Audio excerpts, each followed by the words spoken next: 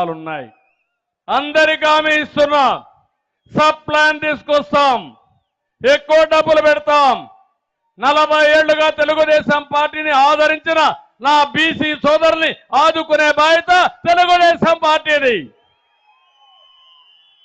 రాజకీయంగా, ఆర్థికంగా, సామాజికంగా మిమ్మల్ని పైకి తీసుకొచ్చి మీ జీవితాల్లో వెలుగు తీసుకొస్తామని చెప్పి కూడా హామీ ఇస్తున్నా.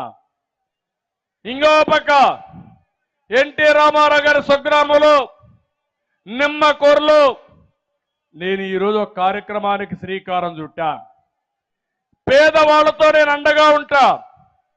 పేదరికం లేని సమాజాన్ని చూడాలనేది నా జీవితాశయంగా పెట్టుకున్నా.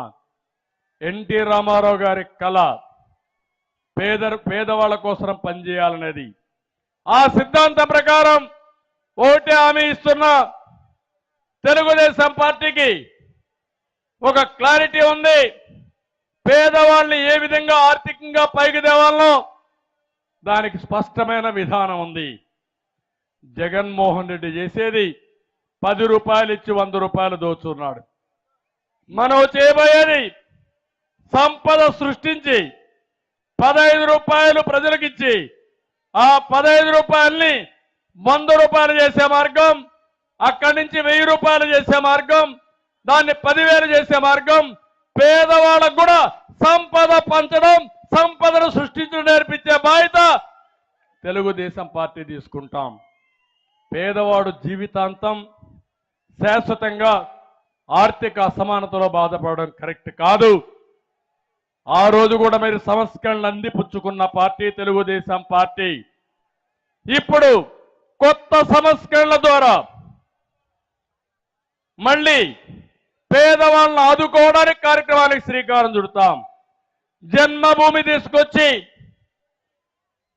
గ్రామాల అభివృద్ధి కోసం అందరినీ ప్రజల్ని భాగస్వాములు చేశాం. ఈరోజు ప్రపంచంలో ఉండే తెలుగు వారందరినీ కూడా అనుసంధానం చేసి పేదవాళ్ళని ఏ విధంగా బాగు చేయాలో ఒక ప్రత్యేకమైన కార్యక్రమం, అది కూడా వికాసం అనే పేరు పెట్టి 5-10 సంవత్సరాల్లో ఈ రాష్ట్రంలో పేదవాళ్లకు పూర్తిగా న్యాయం జరిగేట్టుగా పేదరికం నుంచి పైకి తీసుకొచ్చే బాధ్యత తీసుకుంటాం. ఆ తరువాత పేదవాళ్ళని ధనికులుగా చేయడం కోసం కూడా కార్యక్రమాలు చేపడతామని చెప్పి కూడా నేను మీకు తెలియజేస్తున్నా. ఇవన్నీ మనం ముందుకు పోతా ఉంటే ఈరోజు జగన్మోహన్ రెడ్డి పిరికితనం వచ్చేసింది. ఓడిపోతామని సర్వేలు చెప్పేశాయి.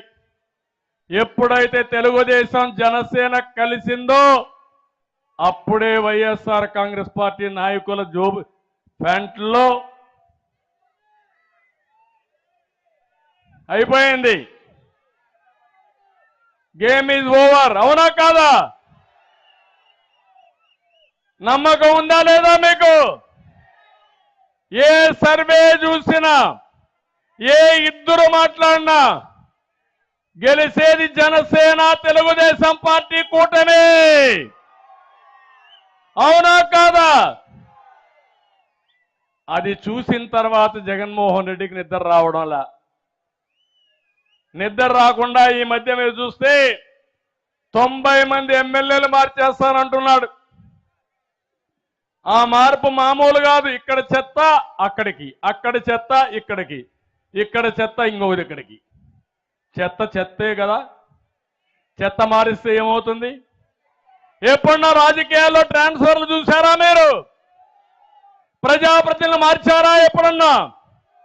ప్రజాప్రతినిధి అనేది ఒక పవిత్రమైన బాధ్యత. ప్రజలకు మంచి చేయడం వీళ్ళందరి బాధ్యత. అలాంటి వ్యక్తుల్ని ఈరోజు ఇష్టానుసారంగా మార్చి ప్రజల్ని మోసం చేయాలనుకుంటున్నాడు. నేను ఒకటే చెప్తున్నా, మీరు 175 మార్చినా మీరు గెలిచేది లేదు. మొన్నటి వరకు మేమే గెలుస్తాం, వైకాంట్ 175 అని మాట్లాడారు. ఇప్పుడు చెప్తున్నా, వైకాంట్ పులివెందల. అవునా కాదా? ఎందుకు మీకు ఓటేయాలి? పులివెందల్లో బాబాయిని చెప్పిందానికి వేయాలనా?